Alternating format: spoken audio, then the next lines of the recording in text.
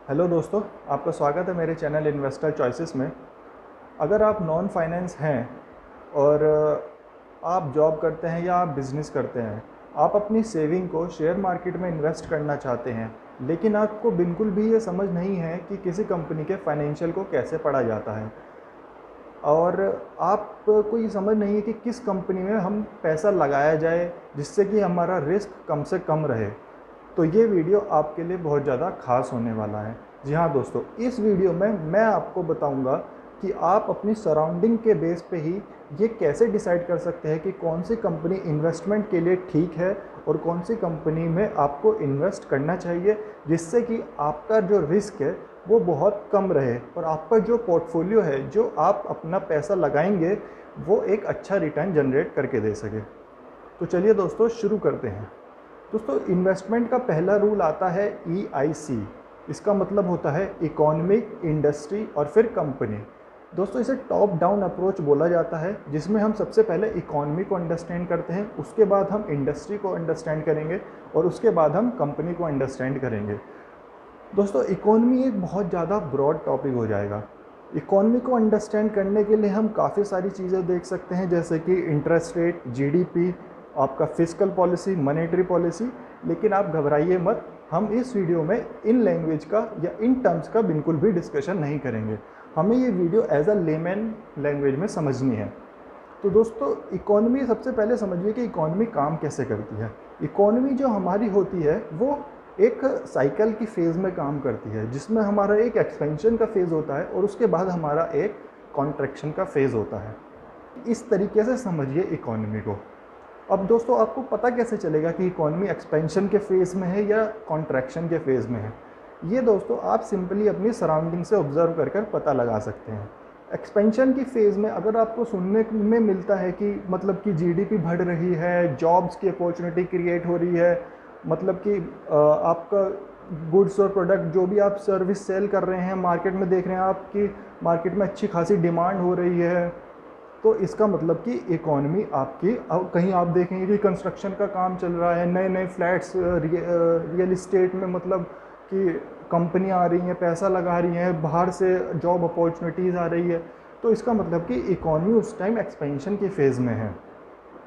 और दोस्तों, अगर इकोनॉमी आपकी कॉन्ट्रैक्शन के फेज़ में जाती है, कॉन्ट्रैक्शन के फेज़ में क्या होता है दोस्तों?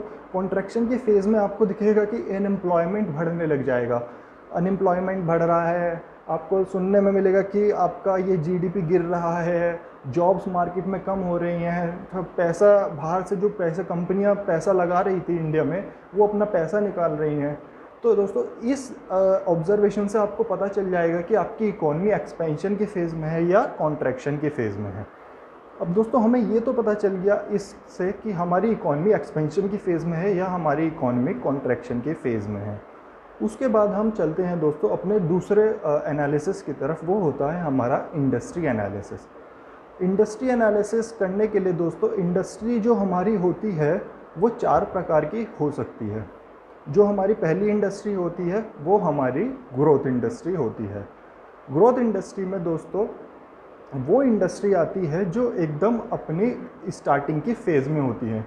दोस्तों, अगर हम बात करें 1980 की, तो 1980 में दोस्तों जो कंप्यूटर्स थे वो कुछ ही घरों में यूज़ होते थे, और आप देखेंगे कि जो वहाँ पे हमारे फैन और टीवी थे वो काफ़ी सारे घरों का पार्ट थे। तो दोस्तों, क्या हुआ कि कंप्यूटर की जो सेल थी, वो इंडस्ट्री कंप्यूटर की, वो बहुत तेज़ी से ग्रो हुई। इसका मतलब कि आपको ग्रोथ इंडस्ट्री में वो इंडस्ट्री मिलेगी जो जिसकी जो अर्निंग, जो उसकी सेल होगी, वो बहुत तेज़ी से ग्रो हो रही होगी। उनकी जो नेट प्रॉफिट और उनकी जो अर्निंग्स की फिगर आएंगी वो बहुत ज़्यादा अच्छी आएगी। दोस्तों, ये इस इंडस्ट्री में आपको एक अच्छे रिटर्न वाली कंपनियां मिलेंगी। तो दोस्तों, लेकिन इस इंडस्ट्री में अगर आप पैसा लगाएंगे तो आपके पैसे में थोड़ा रिस्क भी है। वो कैसे? क्योंकि इनका जो प्रोडक्ट है वो इस टाइम मार्केट में एक्सेप्टेबल नहीं है। अगर हम बात करें यहाँ पर कंप्यूटर की, तो 1980 में जैसे कंप्यूटर का मैंने एग्जांपल दिया है, कंप्यूटर कुछ ही घरों का पार्ट था और लोगों को इतना विश्वास भी नहीं था कि कंप्यूटर की मार्केट यहाँ से कितना ज़्यादा ग्रो कर सकती है। तो वो एक टाइप से रिस्की तो था, लेकिन आप देख रहे हैं कि कितना ज़्यादा मार्केट कंप्यूटर का ग्रो किया है वहाँ से। तो ये तो हमारा हो जाता है दोस्तों ग्रोथ इंडस्ट्री का पार्ट। उसके बाद जो हमारी दूसरी इंडस्ट्री आती है वो हमारी आती है साइक्लिकल इंडस्ट्री। दोस्तों जो हमारी साइक्लिकल इंडस्ट्री होती है वो इंडस्ट्री होती है जो इकोनॉमी के एक्सपेंशन और कॉन्ट्रैक्शन पर काम करती है। एक्सपेंशन और कॉन्ट्रैक्शन पर काम का मतलब दोस्तों, एक्सपेंशन और कॉन्ट्रैक्शन का मतलब कि ये जो इंडस्ट्री होंगी, साइक्लिकल वाली जो इंडस्ट्री होगी, ये तभी काम करेगी जब इसमें इकोनॉमी में एक्सपेंशन होगा। जैसे कि आप समझ लीजिए हमारी एयरलाइन इंडस्ट्री, अगर लोगों के पास अच्छा खासा पैसा होगा, अगर तभी लोग बाग अपना ट्रैवल करना प्रेफर करेंगे एरोप्लेन्स या एयरलाइन से, है ना। और जैसे कि हमारी ये हो गई आपकी हैवी इक्विपमेंट वाली मशीनरी, आपकी रियल इस्टेट हो गई, कि मतलब कि हैवी इक्विपमेंट वाली मशीनरी कब काम करेगी, जब हमारे पास ज़्यादा से ज़्यादा दोस्तों क्या आ रहा होगा, हमारे पास ज़्यादा से ज़्यादा फैक्ट्री लग रही होंगी, तभी तो हम ज़्यादा से ज़्यादा मशीनरी का यूज़ करेंगे। तो हमारी साइक्लिकल में हमारी वो इंडस्ट्रीज़ आ जाती हैं। तीसरी इंडस्ट्री की बात करें हम तो दोस्तों, हमारी तीसरी इंडस्ट्री होती है डिफेंसिव इंडस्ट्री। डिफेंसिव इंडस्ट्री वो इंडस्ट्री होती है जो कंज्यूमर की नीड और जो कंज्यूमर को नेसेसरी प्रोवाइड करती हैं, जैसे कि फूड प्रोसेसिंग वाली इंडस्ट्रीज़। जी हाँ दोस्तों, जैसे हमने देखा कि कुछ इंडस्ट्रीज ऐसी होती हैं जो फूड प्रोसेसिंग पे काम करती हैं। जैसे आपका नेस्ले ले लीजिए, आपका ब्रिटानिया हो गया, आपका हिंदुस्तान यूनिलीवर हो गया, इस टाइप की जो कंपनी है, और ये जो कंपनी मिलकर एक इंडस्ट्री बनाती है वो आ जाती है हमारी फास्ट मूविंग कंज्यूमर गुड्स वाली इंडस्ट्री, जो हमें नेसेसरी प्रोवाइड करती हैं। ये वो इंडस्ट्रीज़ होती हैं जिन पर इकोनॉमी के एक्सपेंशन और कॉन्ट्रैक्शन को कोई खास फ़र्क नहीं पड़ता।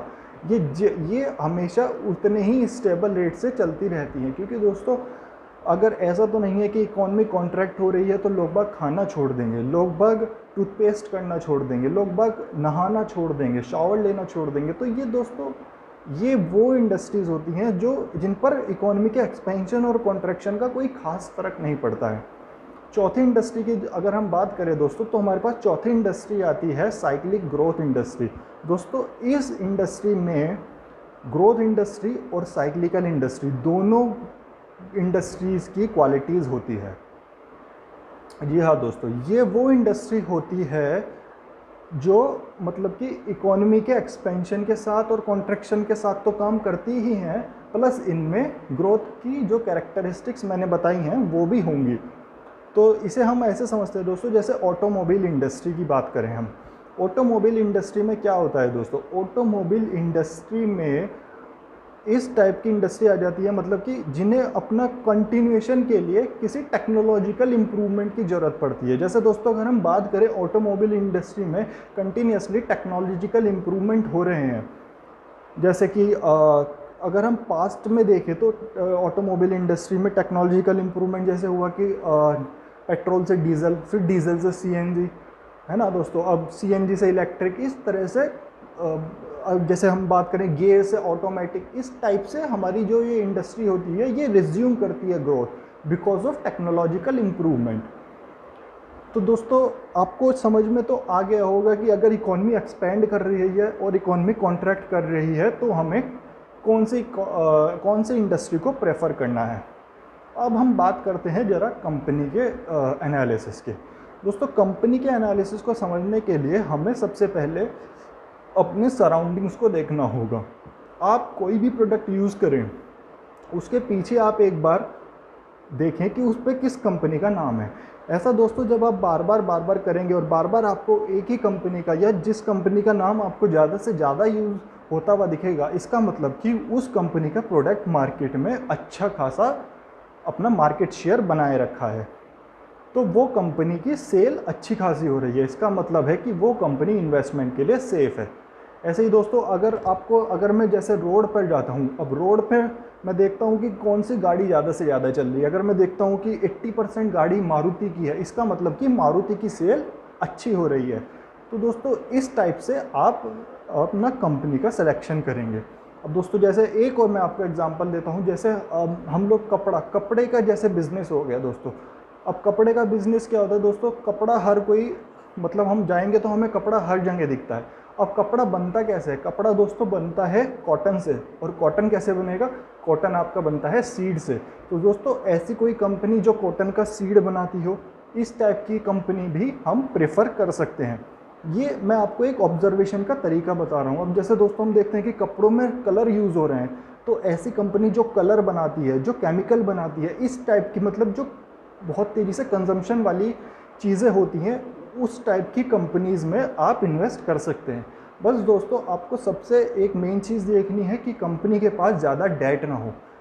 अगर आप एक्सपेंशन की फ़ेज़ में देख रहे हैं दोस्तों, एक्सपेंशन की फ़ेज़ में अगर डेट की हम बात करें तो डेट थोड़ा ठीक है, लेकिन अगर इकोनॉमी हमारी कॉन्ट्रैक्ट कर रही है और उस फेज़ में अगर किसी कंपनी के पास डेट है, तो वो उसके लिक्विडेशन का भी कारण बन सकता है दोस्तों।